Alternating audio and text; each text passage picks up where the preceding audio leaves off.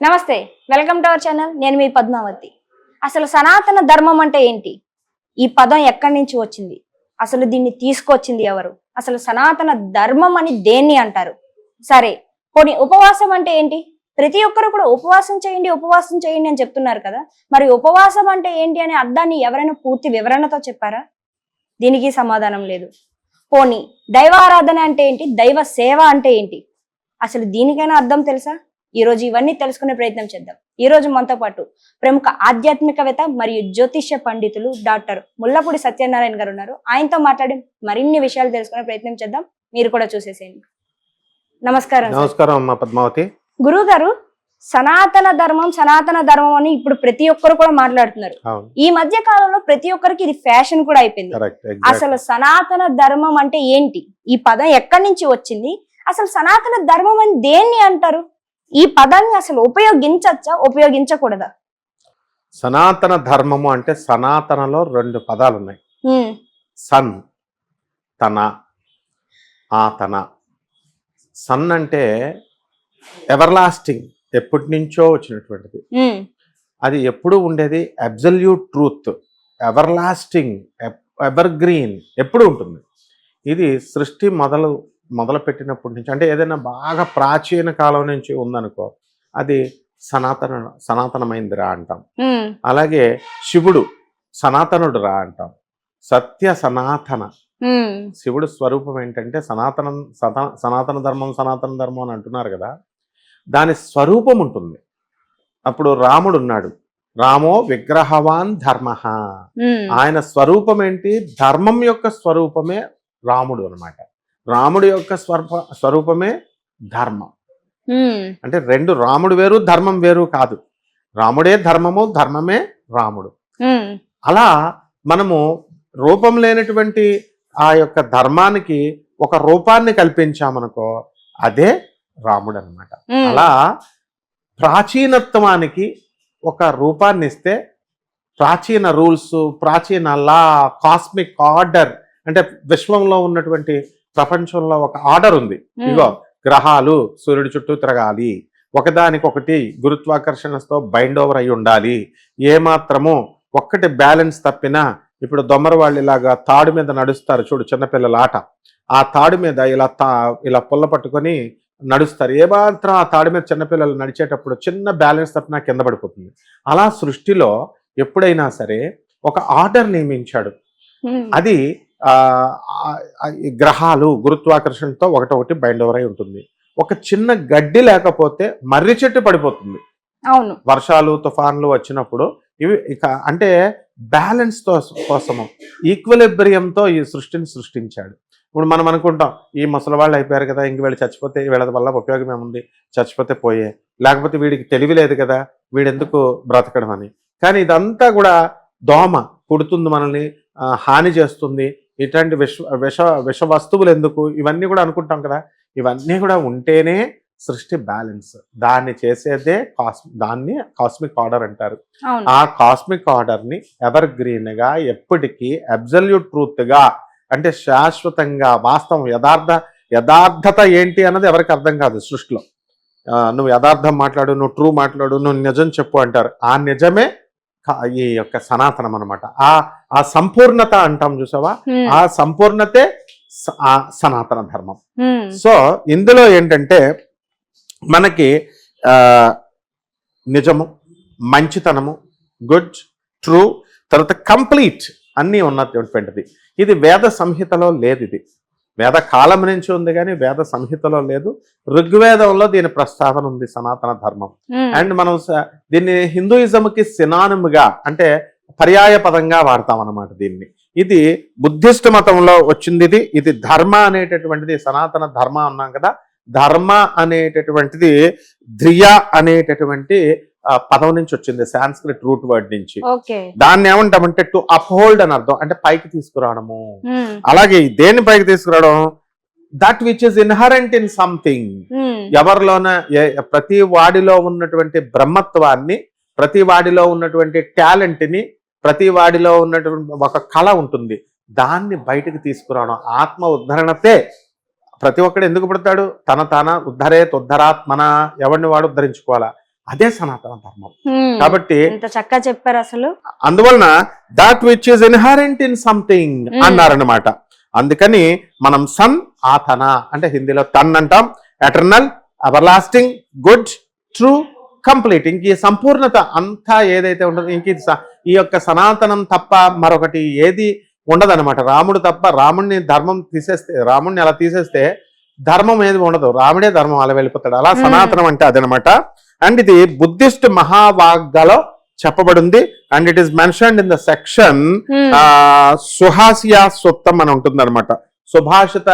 సుభాషితాలు అని అంటాం కదా, అలా సుభాషిత సుత్తం అనే దాంట్లో 3rd పార్ట్ ఆఫ్ ద సుత్తని పాతంలో వర్ణించబడింది. ఇది జైనిజంలో ఉంది, బుద్ధమతం వాళ్ళ సనాతనం అని పలుకుతారు. అండ్ ఈ యొక్క బుద్ధిస్ట్ హిందూయిజంలో కూడా మనం సనాతనం అంటాం. అలాగే ఇది ధర్మము అనేటటువంటిది అంటే నువ్వు నిర్వర్తించాల్సిన పనేంటి, అదే విద్యుక్త ధర్మం. నీ ధర్మం నువ్వు చెయ్యి అంటాం మనం. అరే నువ్వు చేసేది చెయ్యిరా, నువ్వు టాలెంట్ ఉన్నా టాలెంట్ లేకపోయినా, సార్ నేను ఎలాగో ఓడిపోతాను సార్, ఎగ్జామ్ లో ఫెయిల్ అయిపోతాను, నాకు అంత సబ్జెక్ట్ లేదు, నీ ధర్మం నువ్వు పాటించు, నువ్వు ఎగ్జామ్ రాయడం వరకే. అందుకనే కర్మణ్యేధివాధికారస్తే మా ఫలేషు కదాచన, నీకు కర్మ మీదే అధికారం ఉంది, ఫలితం మీద లేదు అని చెప్పి భగవద్గీతలో శ్రీకృష్ణుడు చెప్పాడు. ఆ కర్మ సత్కర్మ చేయడమే సనాతనం అన్నమాట. అందువలన ఇది primarily used in the upholding the cosmic order ని అప్హోల్డ్ చేయడమే సనాతన ధర్మం. అందువలన దీన్ని 19th సెంచరీలో ఆర్టికులేట్ చేశారు, దీన్ని ఎటర్నల్ లా కింద. కాబట్టి ఇది వేద సంహితలో లేకపోయినా కూడా వేద కాలం నుంచి ఉంది కాబట్టి ఇదే సనాతన ధర్మం అన్నమాట. అంటే ఫైనల్ గా మనం ఏం చెప్పుకుంటాం, ఒక మనిషిగా పుట్టాం, మనిషి ధర్మాలు ఉంటాయి కదా. తల్లిదండ్రులు ముసలాళ్ళు అయిపోయిన తర్వాత తల్లిదండ్రులను చూడాలి, పెళ్ళైన తర్వాత భార్యను చూడాలి, పిల్లల్ని చదివించాలి, వాళ్ళకు ఒక భవిష్యత్తుని కల్పించాలి.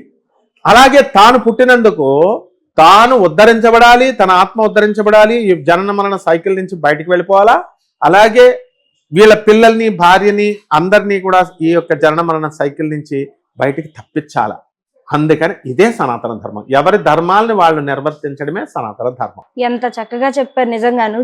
సనాతన ధర్మం అనే పదానికి అర్థాన్నే పూర్తిగా మార్చేశారు వాస్తవానికి ఇప్పుడున్న రోజుల్లో. దాంతో పాటుగా ఉపవాసం ఈ మధ్య కాలంలో ఏదంటే మనం ఎక్కువగా వింటుంది, ఒక కార్తీక మాసం వచ్చినా ఉపవాసం చెయ్యండి అని అంటారు, ఒక దైవారాధన చేసినా ఉపవాసం చెయ్యండి అంటారు, ఒక గుడికి వెళ్ళి పూజ చేయాలన్నా సరే మీరు గుడికి వెళ్ళి వచ్చారు కదా ఈ రోజు ఉపవాసం చెయ్యండి అంటారు.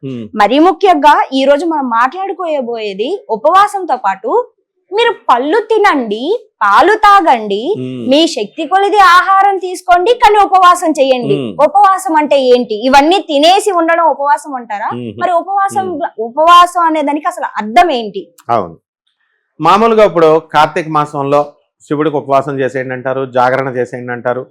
ఉపవాసం అంటే వాళ్ళు ఏం చేస్తారంటే ప్రతి పూజ, ఏ పూజ చేసినా సరే మళ్ళీ ఇందులో ఉపవాసాలలో ఆ తేడాలు కూడా ఉన్నాయన్నమాట. మధ్యాహ్నం భోజనం చేసి ఒక పూటే తిని సాయంత్రం టిఫిన్, ఈ భోజనంతో సమానంగా భోజనం ఎంత తింటున్నాం అనుకో అంత ఎన్ని క్యాలరీస్ అయితే వస్తున్నాయో అన్ని క్యాలరీస్ లో తగ్గకుండా మళ్ళీ టిఫిన్లు తింటాం అంత ఎక్కువగా.